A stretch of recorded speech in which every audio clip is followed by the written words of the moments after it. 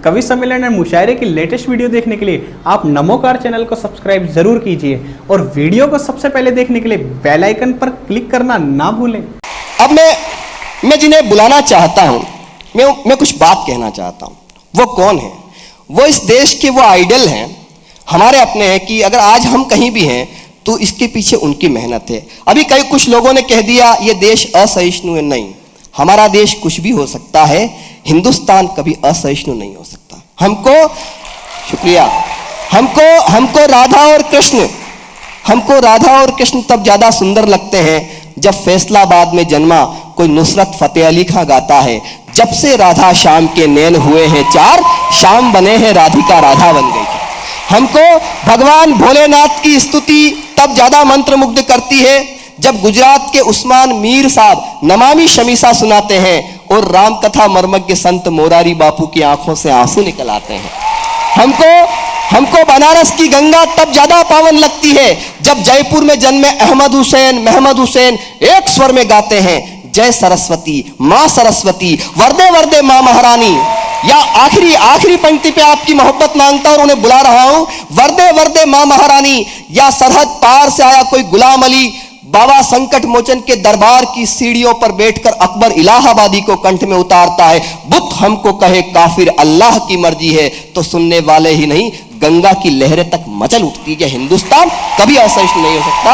मैं चाहूंगा मैं उनको बुलाऊं, उससे बेहतर ये होगा बड़े शायर के लिए, बड़े कवि के लिए बड़ी तालियां कैसे बजाई जाती मुझे आपको बताने की जरूरत नहीं है। एक बार दोनों हाथ हवा में उठाकर राहत इंदौरी जी को सुने आप भरपूर मोहब्बत के साथ में।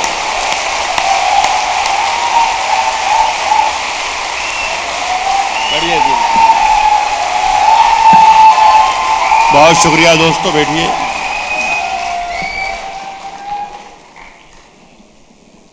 दोस्तों, सबसे पहले तो मैं दिल की गहराइयों से आईआईटी दिल्ली का शुक्रिया अदा करता हूं और साथ में अपने छोटे भाई शंकर शंभू का कि आज इतनी खूबसूरत महफिल का मुझे भी हिस्सा बनाया। या आज दिल्ली की इस महफिल में राहत इंदौरी का सम्मान नहीं है ये, बल्कि पूरे उर्दू समाज का आपने सम्मान किया है। मैं शुक्रिया अदा करता हूँ। और कुछ तीनों ने मुझे ज़्यादा बूढ़ा और बुज़ुर्ग और वरिष्ठ और वगैरह बना दिया। मैं उम्र में सब बच्चे हैं तीनों ये। इन्हें मैं ये बता दूं कि ये मेरी कुछ बीमारी और कमज़ोरी की वजह से सिर के बाल थोड़े उड़ गए हैं, बाकी पूरी मशीन काम करती है बिल्कुल। बहुत शुक्रिया। मैं शायरी के बारे में भी मैं ये बता दूं दोस्तों कि मुझे कोई गर्रा या गुरूर या घमंड या फ़ख्र नहीं है कि मैं कोई उर्दू का बहुत बड़ा शायर हूँ। बस इतना ज़रूर कहना चाहता हूँ, मुझे इस बात का एहसास है कि पढ़े लिखों में बोल रहा हूँ तो इस बात का मुझे एहसास है कि मैंने कोई एक 20-25 बरस तक एक यूनिवर्सिटी में गज़ल पढ़ाई है, तो मुझे इस बात की जानकारी है कि गज़ल सुनने के लिए, गज़ल सुनाने के लिए, गज़ल समझने के लिए, गज़ल समझाने के लिए आदमी को थोड़ा बहुत चरित्रहीन और बच्चलन होना पड़ता है। और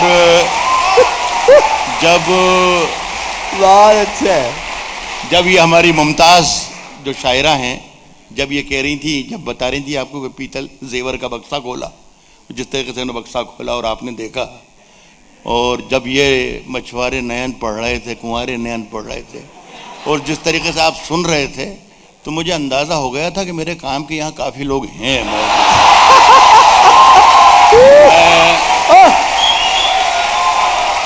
एक बात और, इससे पहले कि मैं शायरी सुनाना शुरू करूं, एक बात आपसे और बता दूं कि मैं जब तक पढ़ूंगा उसमें ज़्यादा तालियों की गुंजाइश नहीं होगी, इसलिए कि मैं जो पढ़ूंगा उसे समझने की गुंजाइश होती है, तालियों की गुंजाइश कम होती है। पहला शेर पढ़ता हूं जो सिर्फ, जाहिर है कि यहाँ पे 90% से ज़्यादा तो नौजवान ही हैं, तो ये सिर्फ नौजवानों के लिए मेरा पहला शेर है। बुजुर्ग जो सामने बैठे हैं मेरे,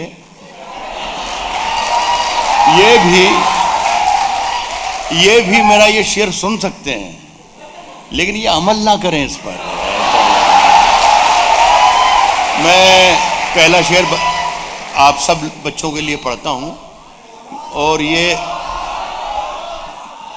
आवाज देखिए, अभी उस वक्त मैं बोला ही नहीं था तो कहां से आएगी आवाज। मैं जब बोलूंगा उस वक्त आवाज जरूर आएगी। मेरा शब्द इतना सस्ता नहीं जो इसी आवाज बगैर आवाज चला जाए। ये बहुत काम का शेर है। मेरी उम्र अब कुछ 70 बरस की हो गई है, लेकिन ये मैं बता दूं आपको कि मैं कभी 20 बरस का भी था। तो ये जो तजर्बा मैं बयान कर रहा हूं ये आपको आज काम आएगा, इसलिए मैं पढ़ रहा हूं। पहला शेर सुने सब, और यही अंदाजा मुझसे हो जाएगा, मुझे अंदाजा हो जाएगा कि दूसरा शेर मुझे कैसा पढ़ना है। पहले शेर ही बता देगा, या दूसरा शेर पढ़ना भी है या नहीं पढ़ना ये भी बता चल जाएगा। सुने कि राज जो कुछ हो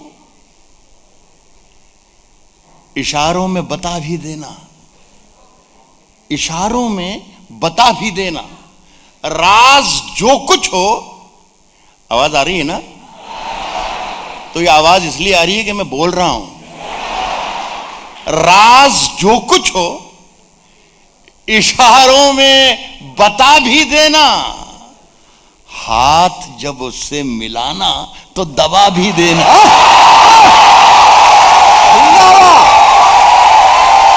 इशारों में बता भी देना। शुक्रिया आपका। मुझे अंदाजा हो गया कि दूसरा शेर मुझे कैसा पढ़ना है। आप राज जो कुछ हो इशारों में बता भी देना, हाथ जब उससे मिलाना तो दबा भी देना। दूसरा शेर भी बहुत काम का है, इसे कम मत नंबर दीजिएगा। वैसे इस खत में कोई बात नहीं है, कोई बात नहीं है, हाथ जब उससे मिलाना तो दबा भी देना। वैसे इस खत में कोई बात नहीं है, फिर भी एहतियातन इसे पढ़ लो तो जला भी देना। एहतियातन इसे, वैसे इस खत में कोई बात नहीं है, फिर भी एहतियातन इसे पढ़ लो।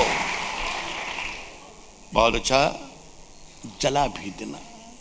सुने साहब के किसने दस्तक दी? श्रीमान आप भी सुने हजरत साहब। आपको सबसे पहले मुबारकबाद पेश करना चाहिए कि आपने बच्चों को बहुत अच्छा ट्रेंड किया है। सुनिए है कि किसने दस्तक दी। मैं धीरे धीरे शायरी की तरफ आऊँगा, कोशिश करूँगा, और बीच में कभी ना कभी ऐसी शायरी ज़रूर आ जाएगी जिस शायरी की वजह से ये राहत इंदौरी या तो बहुत मशहूर है या बहुत बदनाम है। लेकिन आपसे गुजारिश सिर्फ मेरी दोस्तों यही है कि जब तक मैं माइक पर हूँ आपकी पूरी तवज्जो मेरी तरफ होना चाहिए, इसलिए कि मेरा कोई भरोसा नहीं कि कब मैं अच्छा शेर सुना दूं। तो ये ध्यान रखिएगा। कह रहा हूं कि किसने दस्तक दी, एक एक शख्स शिरकत करे। किसने दस्तक दी ये दिल पर, कौन है? किसने दस्तक दी ये दिल पर, किसने दस्तक दी ये दिल पर, कौन है? आप तो अंदर हैं, बाहर कौन है?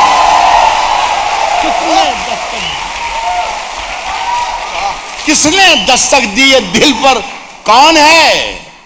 आप तो अंदर हैं, बाहर कौन है? आप तो अंदर हैं। आप सबके लिए है मेरा ये शेर। आप तो अंदर हैं, बाहर कौन है?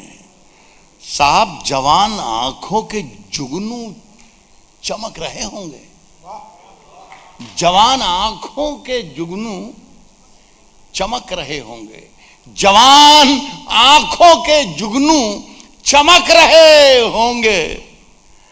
अब अपने गांव में अमरूद पक रहे होंगे।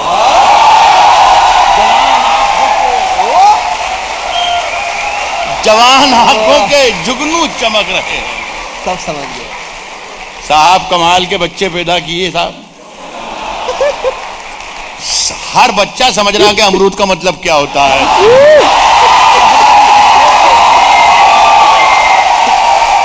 जवान आंखों के जुगनू चमक रहे होंगे।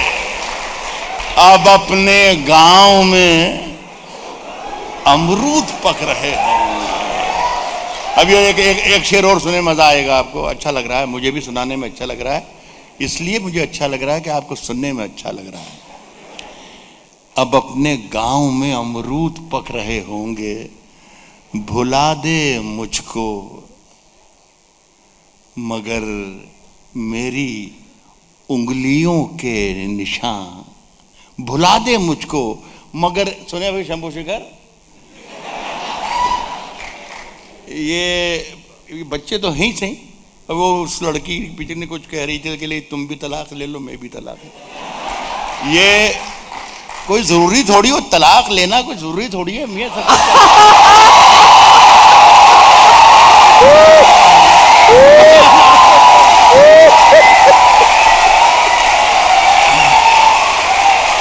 देखिए, हमारे तजर्बों पर, हमारे बताए हुए रास्तों पर और हमारे तजर्बों पर अमल करोगे तो सारी जिंदगी सुख में काटोगे।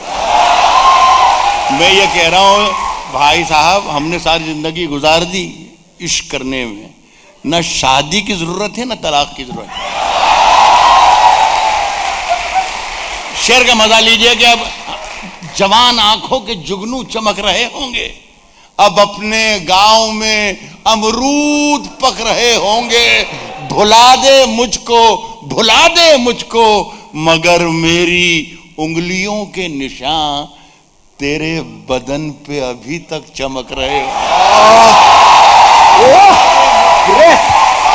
मगर मेरी उंगलियों के निशान, भुला दे मुझको। अच्छा, ये एक बात बताइए, आप लोगों को ठीक लग रहा है? अभी थोड़ी देर के बाद आपको और ठीक लगेगा।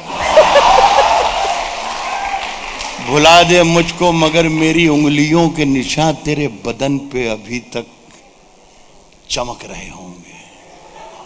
साहब, आग के पास कभी मोम को लाकर देखूं? ये मैं किसको सुना रहा हूं ये मुझे बताने की जरूरत नहीं है, आप सब पढ़े लिखे लोग हैं। लेकिन बस ये है कि मैं थोड़ा सा शरीफ आदमी भी हूं, तो मैं खुल के नहीं बता सकता, लेकिन मुझे मालूम है कि खुल के आप खुद पहुंच जाएंगे। आग के पास कभी मोम को लाकर देखूं? आग के पास कभी मोम को लाकर देखूं? हो इजाजत तो तुझे हाथ लगाकर देखूं। आग के पास कभी मोम को लाकर देखूं। बहुत अच्छे, ग्रेट। आग के पास कभी मोम को लाकर देखूं, हो इजाजत तो तुझे हाथ लगाकर देखूं। अब एक शेर अच्छा सुना रहा हूं। हो इजाजत तो तुझे हाथ लगाकर देखूं, मन का मंदिर बड़ा वीरान नजर आता है। आग के पास कभी मोम को लाकर देखूं, हो इजाजत तो तुझे हाथ लगाकर देखूं, मन का मंदिर बड़ा वीरान नजर आता है। सोचता हूं तेरी तस्वीर लगाकर देखूं, मन का मंदिर बड़ा वीरान नजर आता है। मन का मंदिर बड़ा वीरान नजर आता है। सोचता हूं, बहुत शुक्रिया। मुझे डर लग रहा था कि मैं अच्छा शेर पढ़ना शुरू करूं या ना करूं, पता नहीं आप कि क्या सलूक करें, लेकिन मुझे अच्छा लगा कि आप मेरी शायरी के साथ भी सफ़र कर रहे हैं, तो मेरी हिम्मत भी बढ़ी है कि मैं आपको शायरी सुनाना भी शुरू करूँगा। मन का मंदिर बड़ा वीरान नजर आता है, सोचता हूँ तेरी तस्वीर लगा कर देखूं। मेरी सांसों में समाया भी बहुत लगता है, मेरी सांसों में समाया भी बहुत लगता है, और वही शख्स पराया भी बहुत लगता है। मेरी सांसों में समाया भी बहुत, मेरी सांसों में समाया भी बहुत लगता है, और वही शख्स पराया भी बहुत लगता है, और उससे प्रोफेसर साहब, उससे मिलने की तमन्ना भी बहुत है। मेरी सांसों में समाया भी बहुत लगता है, और वही शख्स पराया भी बहुत लगता है, उससे मिलने की तमन्ना भी बहुत है, लेकिन आने जाने में किराया भी बहुत। मेरी सांसों में समाया भी, और वही शख्स पराया भी बहुत है। साहब, उससे मिलने की तमन्ना भी बहुत है, लेकिन आने जाने में। साहब, अगर आप इजाज़त देख, एक बात बता दूं, राज की बात है ये। मेरा जो कारोबार है, मेरा पेशा है, ये जो मैं कविता पाठ कर रहा हूँ, ये मेरा कारोबार है। ये कहने में मुझे कोई शर्म नहीं आ रही है, और मैं जो कहने जा रहा हूँ ये मेरे कारोबार का नुकसान है, लेकिन फिर भी मैं कह रहा हूँ, इसलिए कि यहाँ पर आपके साथ बेईमानी करने को मेरा जी नहीं चाहता। मैं ये कहना चाह रहा हूँ कि मैंने आपको अभी तक एक भी शेर नहीं सुनाया। यकीन कीजिए, मैं इंतजार कर रहा था कि एक मर्तबा आप मेरी गिरफ्त में आ जाएं, फिर मैं पहला शेर पढ़ के देखूंगा। क्या अगर आपकी इजाजत है तो मैं पहला शेर पढ़ के देखूं? ये तय करेगा मुझे कि आगे मुझे कितनी देर आपके सामने माइक पे खड़े रहना है। मैं पहला शेर पढ़ के देखता हूं, ये शेर तय करेगा कि मुझे कितने मिनट आपके सामने माइक पे खड़े रहना है। साहब, फैसला जो कुछ भी हो मंजूर होना चाहिए। एक एक शख्स मेरे साथ होना चाहिए। फैसला जो कुछ भी हो मंजूर होना चाहिए। फैसला जो कुछ भी हो मंजूर होना चाहिए। जंग हो या इश्क हो भरपूर होना चाहिए। जिंदाबाद, क्या बात है। एक बार जोरदार तालियां उठा दे हवा में। बहुत शुक्रिया, बहुत शुक्रिया।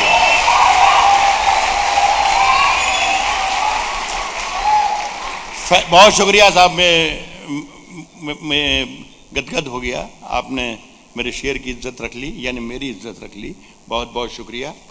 फैसला जो कुछ भी हो मंजूर होना चाहिए। जंग हो या इश्क हो भरपूर होना चाहिए। ये मैं अगला शेर जो मैं पढ़ रहा हूँ, ये हमारे वजीर आज़म यानी प्रधानमंत्री यानी prime minister mister Narendra Modi तक ये शेर पहुंचाना चाहता हूं। हमारे कविता के मंच पर या मुशायरों के उर्दू शायरी के मंच पर जब जब उनका जिक्र करते हैं तो या तो शौचालय की बात करते हैं या चाय की बात करते हैं। नहीं, इसके अलावा भी वो एक अजीम इंसान हैं, एक बड़े लीडर हैं, और सबसे बड़ी बात है कि हमारे प्रधानमंत्री हैं। उनसे हमें शायरी की ज़ुबान में भी अगर बात कर रहे हैं तो सलीक़े से करना चाहिए। अगर मैं सलीक़े से कुछ कह रहा हूँ नरेंद्र मोदी साहब के लिए तो मैं आपकी ताईद चाहूँगा। पहला शेर मैंने ये पढ़ा है कि फैसला जो कुछ भी हो मंजूर होना चाहिए। जंग हो या इश्क हो भरपूर होना चाहिए। अब मोदी जी आपसे दरख्वास्त है कि कट चुकी है उम्र सारी जिनकी पत्थर तोड़ते।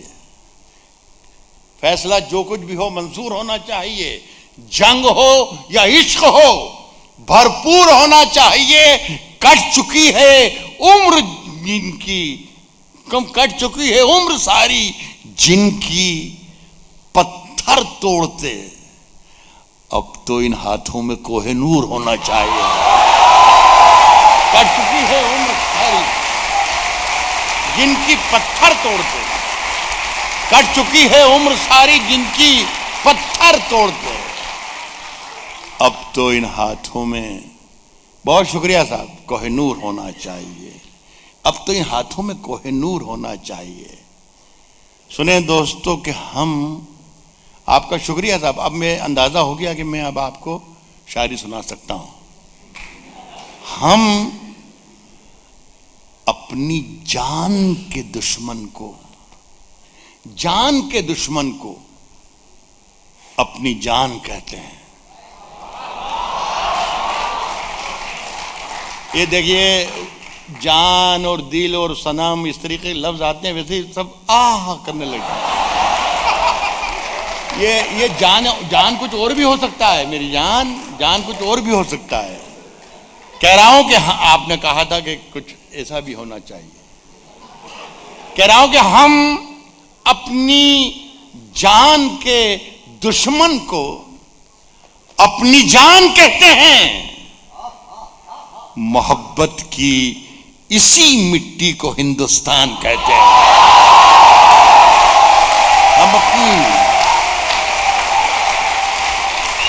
हम अपनी जान के दुश्मन को, हम अपनी जान के दुश्मन को अपनी जान के, आपको मायूसी होगी ना, आप जाने क्या सोच रहे थे ना, इनकी नजर में वही 5 फुट 4 इंच वाली जान रहती है, इसके अलावा कुछ नहीं है। यह विशाल हिंदुस्तान भी हमारी जान ही है। हम अपनी जान के दुश्मन को अपनी जान कहते हैं। मोहब्बत की इसी मिट्टी को हिंदुस्तान कहते हैं। साहब, ये जो ये दीवार का सुराख है, साजिश का हिस्सा है। मैं हिंदुस्तानियों को, अपने अजीज हिंदुस्तानियों भाइयों को, सबको दावत दे रहा हूँ शेर को समझने में से। सिर्फ गाली बकना नहीं काफ़ी होता है कि इस पाकिस्तान को गाली बक दी, इधर उसको चीन को गाली बक दी और हमने तालियां बजा ली, एक लिफाफा लिया, एक चेक लिया और घर चले गए। समाधान होना चाहिए। मोहब्बत की इसी मिट्टी को हिंदुस्तान कहते हैं।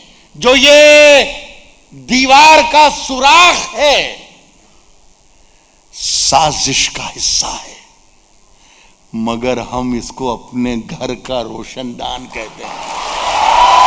तो ये दीवार का सुराख साजिश का हिस्सा है।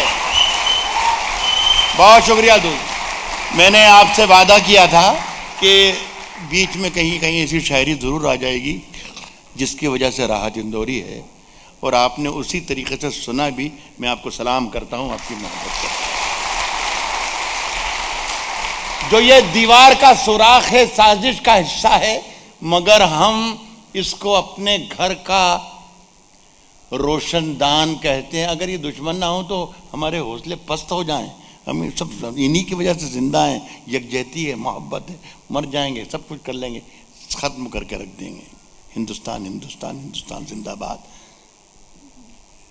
मगर हम इसको अपने घर का रोशनदान कहते हैं, जो आंखों में जो दुनिया को सुनाई दे उसे कहते हैं खामोशी। इस लाइन का मजा ले लेते, मजा आ जाता। मैंने क्या कहा है?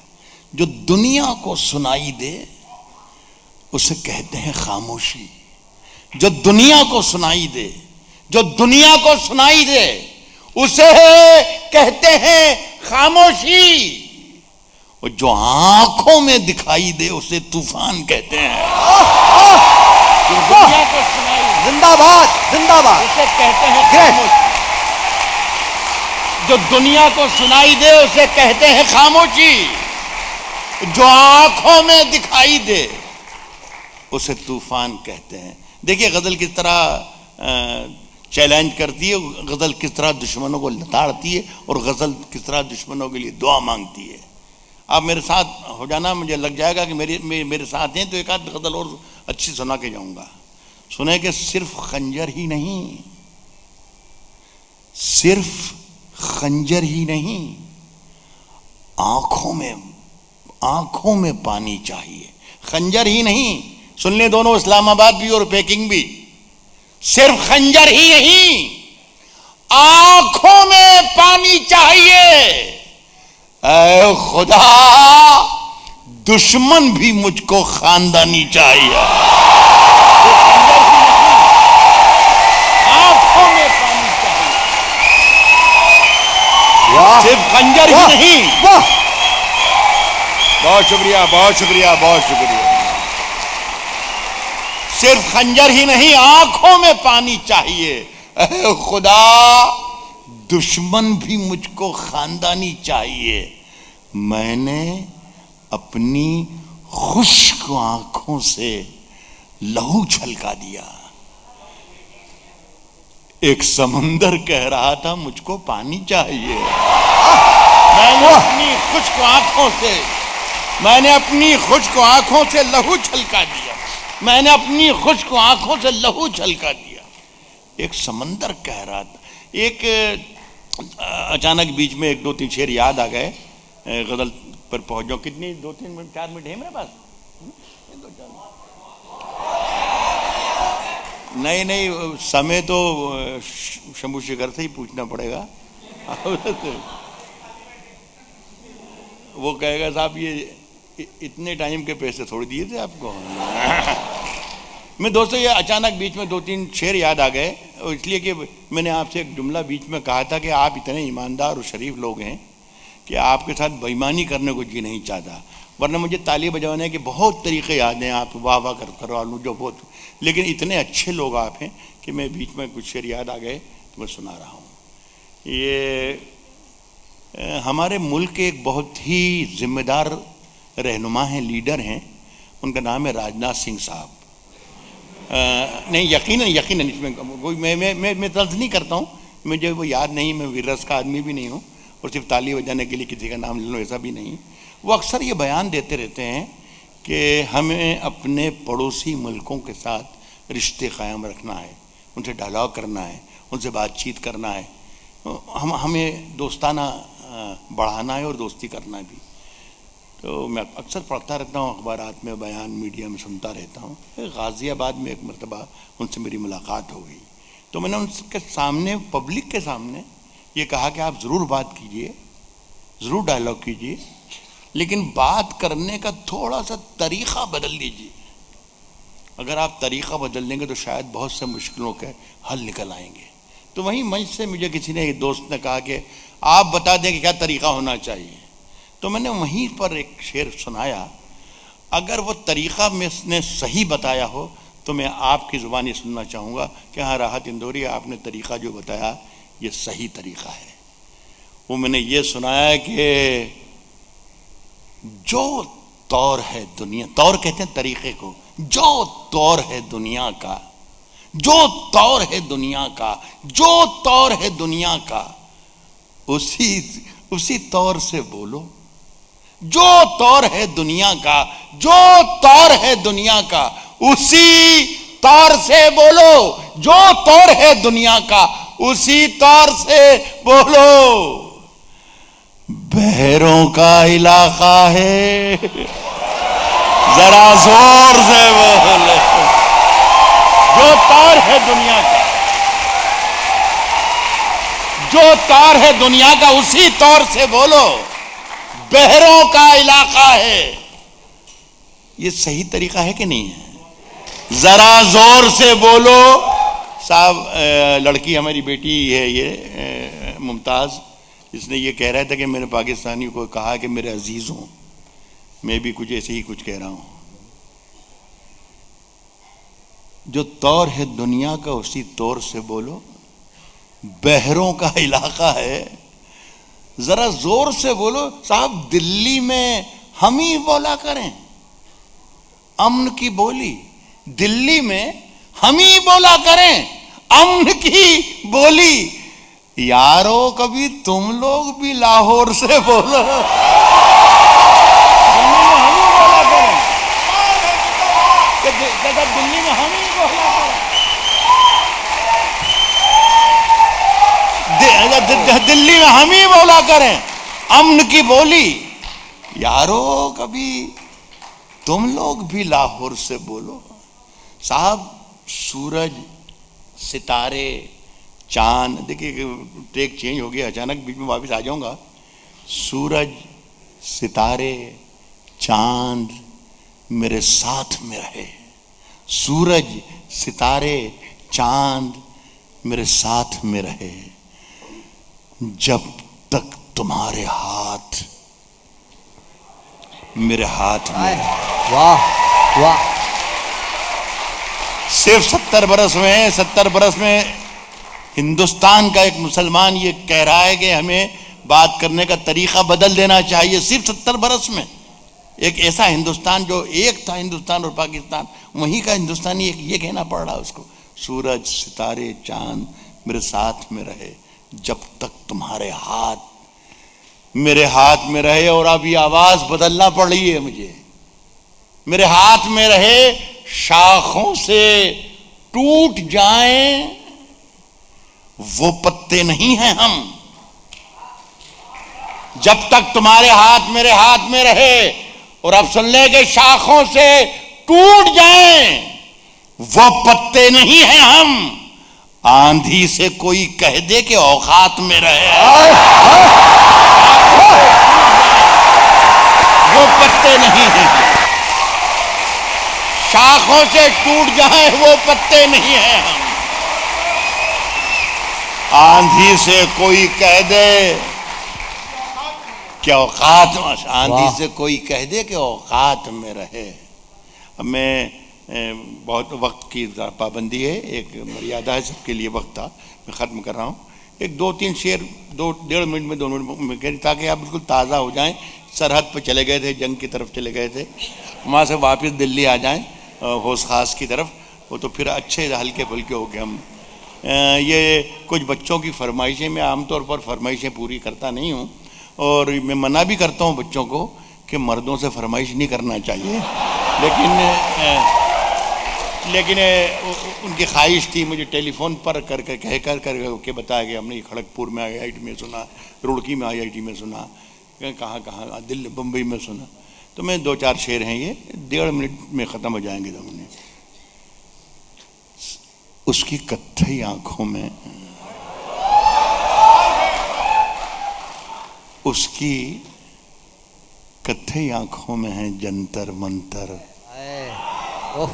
सब। इसमें क्या खूबी या खराबी है कि ये अचानक खत्म हो जाएगा, तो जरा सा होशियार रहना ताकि मेरा नुकसान ना हो।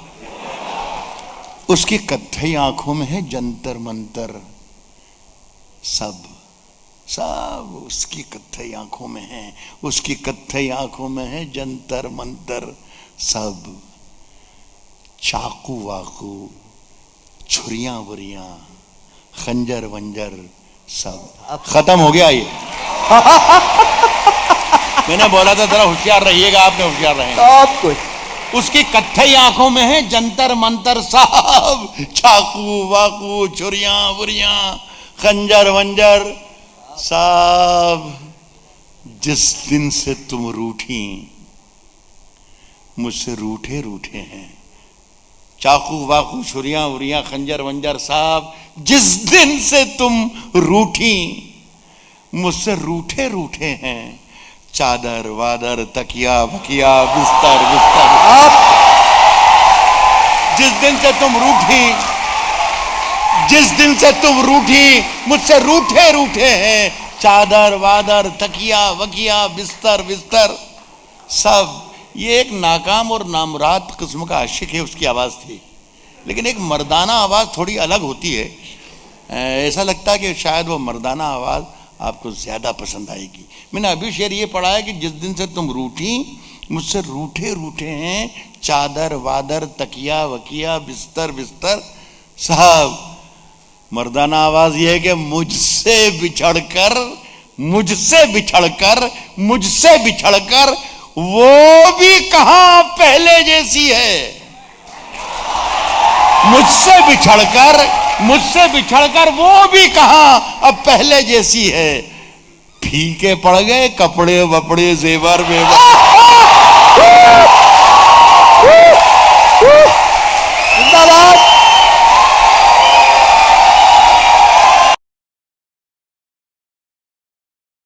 कवि सम्मेलन एंड मुशायरे की लेटेस्ट वीडियो देखने के लिए आप नमोकार चैनल को सब्सक्राइब जरूर कीजिए और वीडियो को सबसे पहले देखने के लिए बेल आइकन पर क्लिक करना ना भूलें।